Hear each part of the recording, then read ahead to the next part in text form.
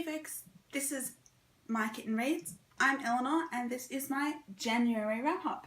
I had a really slow start to the reading month because basically I was studying intensely because it was a compressed semester and I didn't really have brain power for anything else, but I still managed to read 9 books in January, which is really quite good because it's keeping me on track pretty much for my target for the end of the year.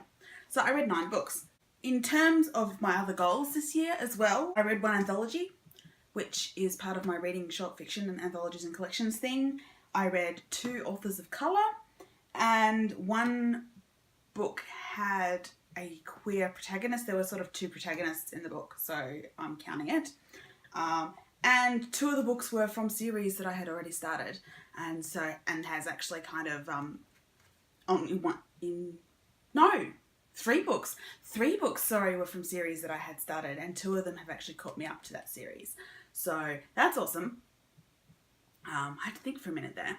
So I'm doing quite well on my challenges. But yeah, this is what I read in January. So I started with a graphic novel because I needed something easy and I wanted to start reading even though my brain was still a bit blah. So I picked up Ms. Marvel, volume 7? Yes, volume 7, Damage Per Second by G. Willow Wilson. This is continuing my love of the Ms. Marvel series, and I adored this volume. It's amazing. The previous volume was not great. It wasn't really my thing, but this was totally up my alley. There's a bunch of different storylines, but I really, really love them. So there's a storyline regarding the political process where Ms. Marvel discovers that Hydra is fiddling around with how things are organised in the local elections, and so she actually goes door knocking and shouts down or argues down some of the reasons that people won't vote, and it all turns out well because then these people turn up to vote and an unexpected result happens. There is also the major storyline of this volume that is about internet trolling and about privacy and gamer culture and being supportive friends, that it's okay to be a supportive friend. Even if you don't quite understand what's going on, you still can support your friends. And there's a bit of a coming out queer storyline as well. And then the last issue in this is actually about Ms. Marvel's friend, who is they're kind of no longer friends. He ran off and he's gone to Wakanda, and he gets himself into some shenanigans in Wakanda with a schoolmate of his. So that was Ms. Marvel Volume 7, Damage Per Second, which I really, really loved. I think I gave it 5 stars. I then read 3 ebooks, 1 new one and 2 old rereads, which are, I went on one of my Jann Rowland Pride and Prejudice Variations binges. Again, brain candy, didn't have to think about it too much. I really loved this new one that was published in December, which was called Out of Obscurity. And in this one, and I've actually read it a couple of times because I really, really like it. Mr. Darcy doesn't meet Elizabeth Bennet in Hertfordshire. He meets her later and he looks at her and he's like, something's familiar. And finally at the end of the night, he realises she looks exactly like my aunt. Oh my goodness, is she my cousin that went missing when she was 2 years old? And shenanigans ensue from there. It's a ridiculous trope. It's nothing really to do with the original Pride and Prejudice, but something about it just pushes my buttons and I love it. I love it so much. So that was Out of Obscurity by Jann Rowland. And I then read Chaos Comes to Kent by Jann Rowland, in which Mr. Collins does not come and visit in Hertfordshire, and instead a few months later the Bennets go en masse to Kent, and Lady Catherine is a slightly different character. And then The Mistress of Longbourn, which is again another reread from Jann Rowland, and it's one where most of the Bennets died of I think it's an influenza or something like that.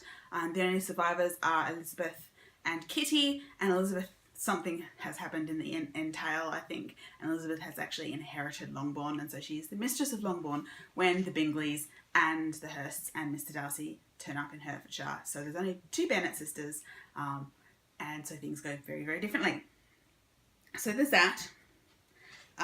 Then I got this in the mail because I pre-ordered it, and it is Beneath the Sugar Sky by Seanan McGuire, the third novella in the School for Wayward Children series.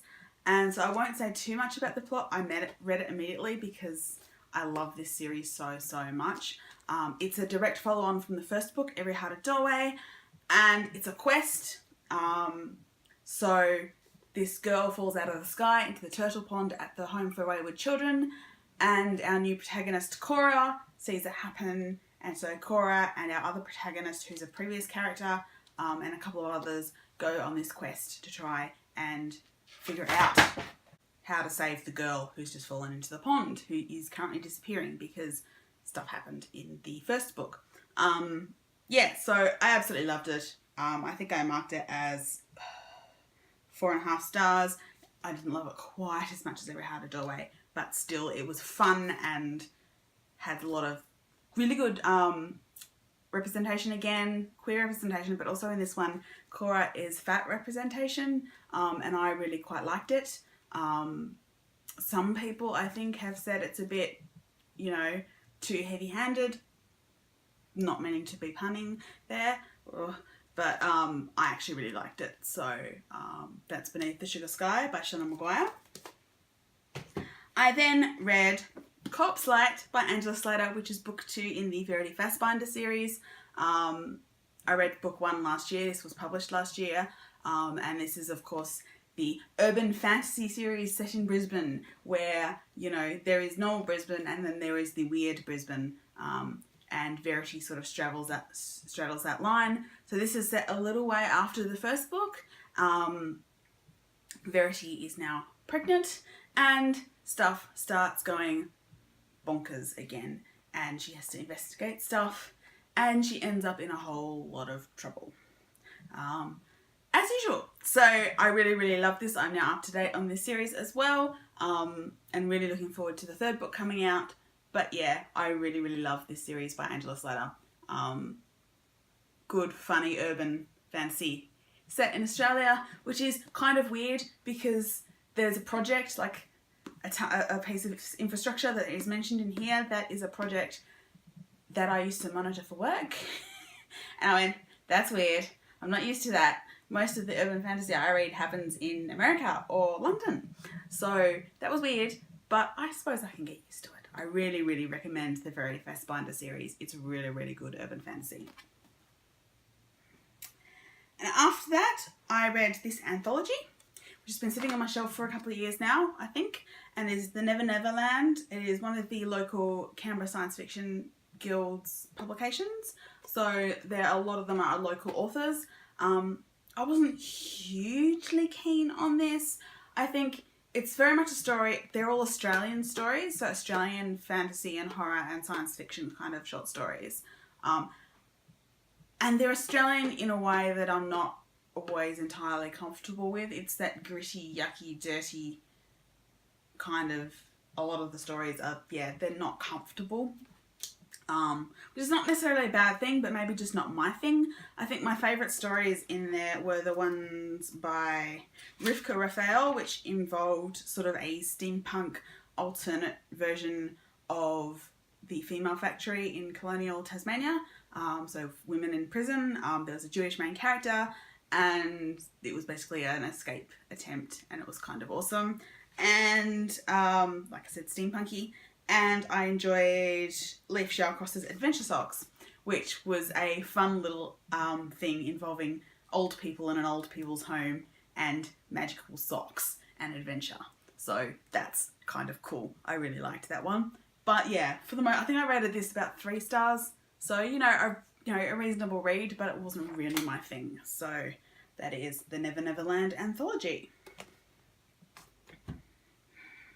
Then I read Binti Home by Nnedi Okorafor, which I borrowed from the library. This is the second one in the Binti series of novellas. I think at the moment it's a trilogy. I'm not sure if there's any more coming out. The third one has literally just come out. And I'm really glad about that actually, because this one is actually a bit of a cliffhanger. So in the first Binti story, of course, Binti, who is a woman of her tribe, and she's Himba, and her people don't leave their homeland on Earth but she becomes the first one to go away. She sneaks off. She goes away to university where she's been accepted on this great university on another planet. And then aliens attack her transport and a lot of kind of horrible stuff ensues. And she's got to figure out how to survive it. But she does so. And it's a lot. This one is her coming home for the first time after she's been at university a year. And she's changed a lot, but she still clings to her identity. And there's a lot of stuff in here about identity, about reconciling different heritages when you've got multiple heritages, including heritages that you may not have known existed. And so there's a lot in this little tiny novella, and I really, really enjoyed that. Again, I gave it 4.5 stars. I didn't love it quite as much as the original Binti, but then again, I also haven't read the original Binti for about 2 years. I think I read it 2 years ago, so I'm looking forward to picking up the next one, Binti Night Masquerade, though. So that was Binti Home by Nnedi Okorafor. And then the last thing that I read for the month, which I just downed in a couple of hours in an evening, was Pretty Guardian Sailor Moon Volume 3 by Naoko Takeuchi. So this is the 3rd volume of the Sailor Moon manga in English. I didn't quite enjoy it as much as I've enjoyed previous ones. I was a little bit, it's probably been a while since I read the second one, so I was a little bit confused when it started, but it's still an enjoyable read and it's quite cute. And this one involves a lot of aftermath, but also the appearance of Chibi Sailor, like a chibi version of Sailor Moon in her regular sort of existence, who's really annoying her. So that was kind of awkward, but yeah, so that was volume 3 of Pretty Guardian Sailor Moon. And that is the last thing that I read, to make up to 9 things that I read in January, which is actually pretty much on track for my goals. And like I said, I made some progress on most of my goals, so that's really good. I've been reading like crazy the first week of February because I've been able to, because I've been tired, because I had wisdom tooth surgery, so hopefully February is going to end up being a really good month for me. But yeah, I guess I will see you all again probably next weekend. Hopefully. I'll see you all again soon. Bye.